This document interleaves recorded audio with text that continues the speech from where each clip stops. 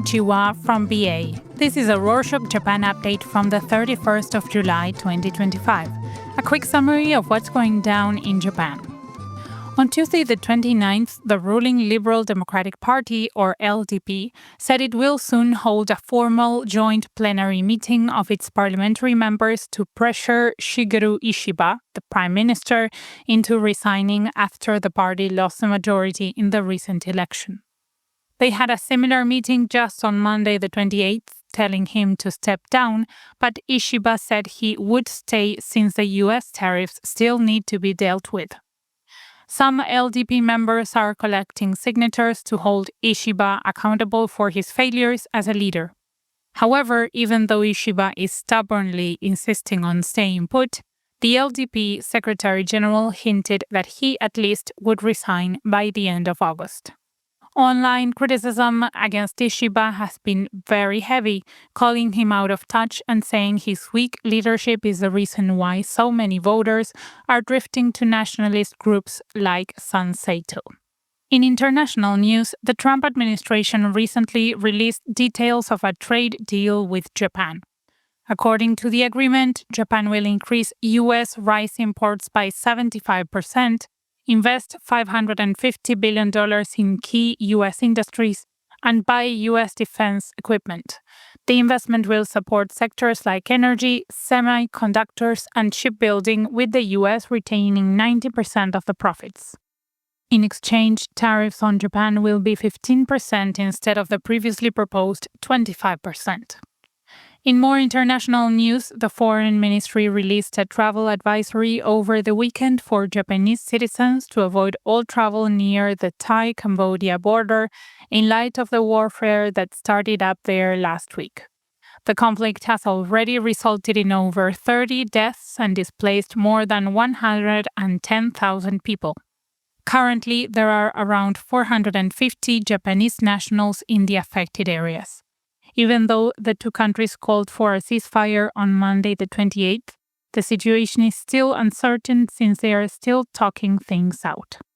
Speaking of uncertainties, the Meteorological Agency issued a tsunami warning on Wednesday the 30th for prefectures on the Pacific Ocean side of Japan's coast after an 8.8 magnitude earthquake occurred off Russia's Kamchatka Peninsula.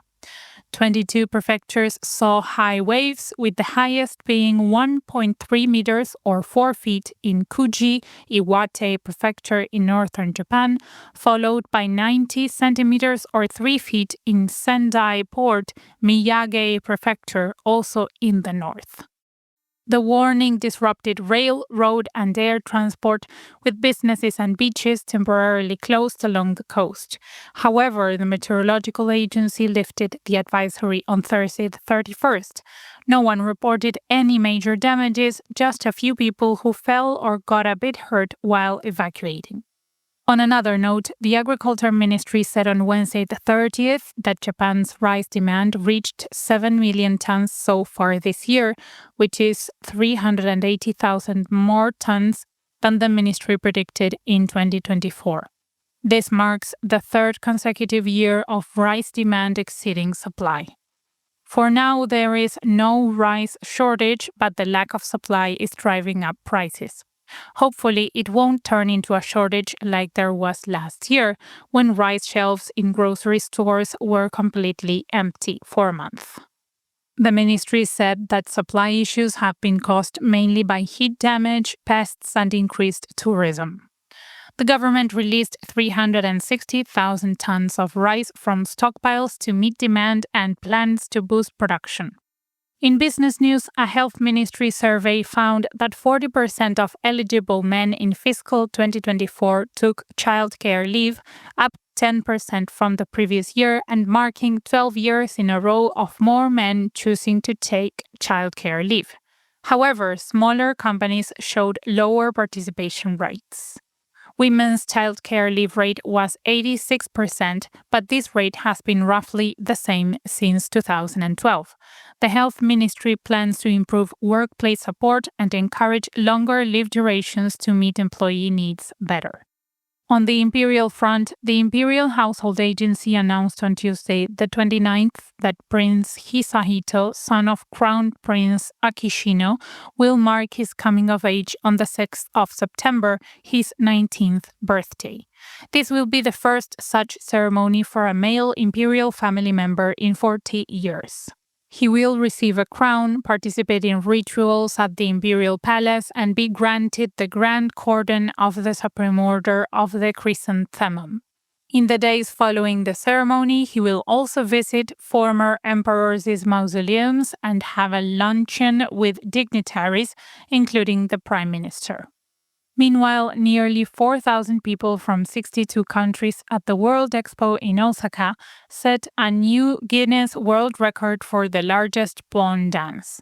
Held during Osaka Week, participants wore yukata and ethnic costumes, dancing to the Expo's theme song for 10 minutes.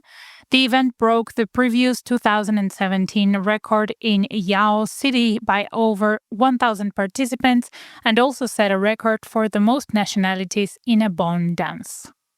While attendees and many who watched videos of the dance online enjoyed the experience, some had a problem with there being any kind of celebratory atmosphere at all, saying that it was disrespectful to hold such a dance only a week away from the Hiroshima Peace Memorial, which will take place on the 6th of August, in honor of those lost in the nuclear bombing in World War II. A few even said that people should be boycotting the expo instead of trying to beat world records, as many of the construction workers who built pavilions have not yet been paid. That wasn't the only record being broken. A new animated film, Infinity Castle Part 1, Akaza Returns, based on the manga Demon Slayer, earned almost 13 billion yen, which is $87 million, in just 10 days, breaking Japanese box office records.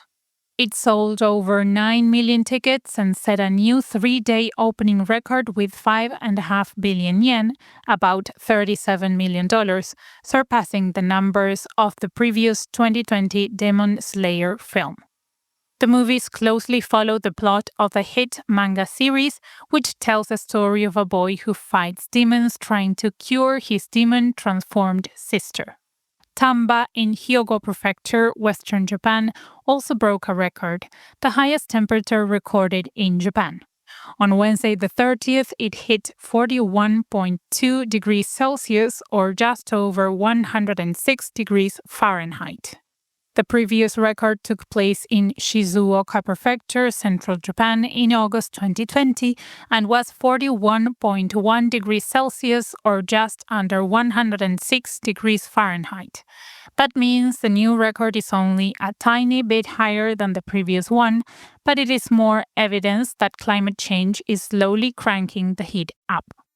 Meanwhile, the Meteorological Agency has warned of strong winds, high waves, heavy rain, and potential landslides in Tokyo and eastern Japan as Typhoon number 9 gets close to the Izu Island chain south of Tokyo, likely striking on Friday the 1st of August.